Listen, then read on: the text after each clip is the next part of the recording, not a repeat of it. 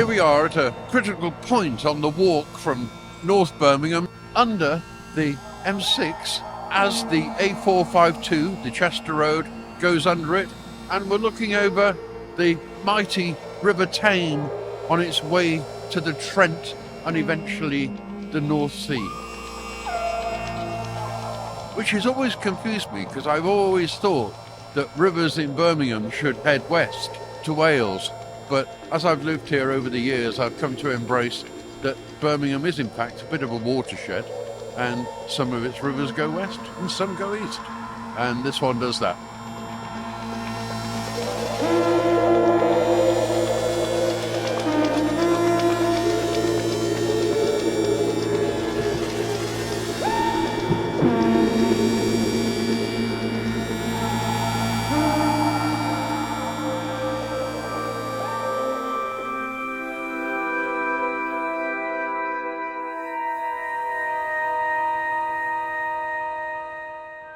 So we've just crossed over the border into Solihull, and we are now stood on the original Roman road that went from London to Chester, hence it's known locally as the Chester Road.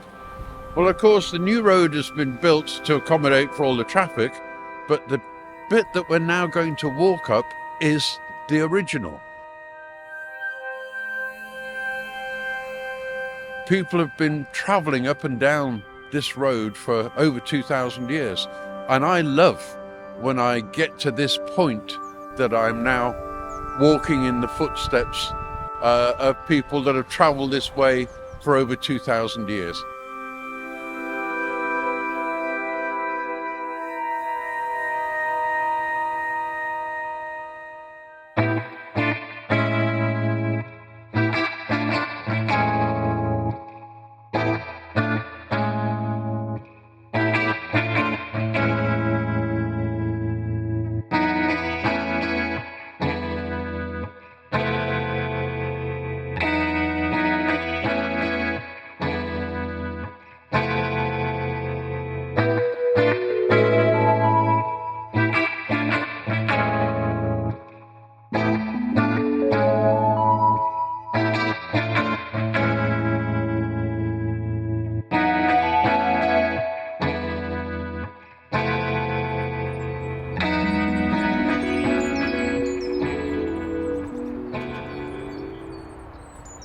I like this spot because we can reflect on many things.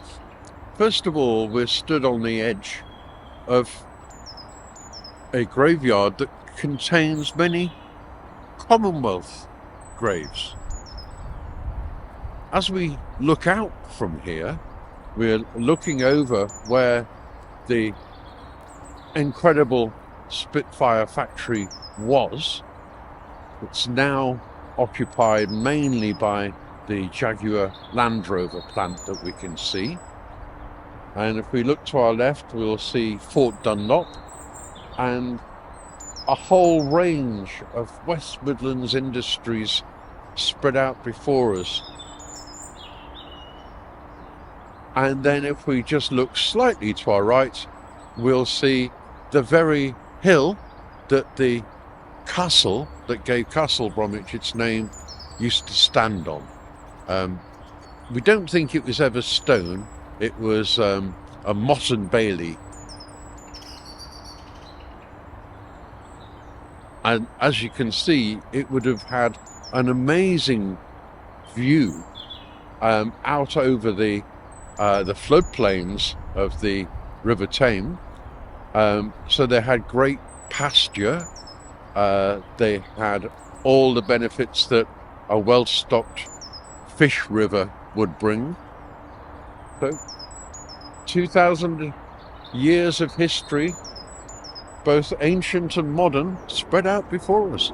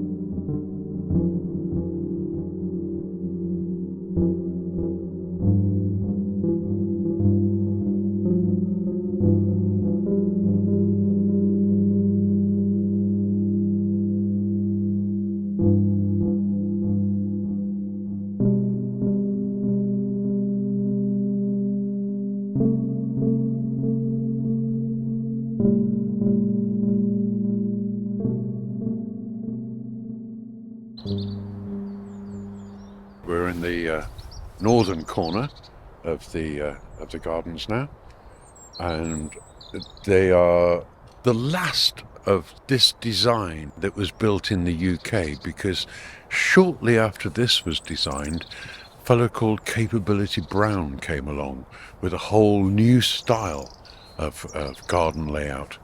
So this is one of the few existing examples of this geometric type design in the UK today.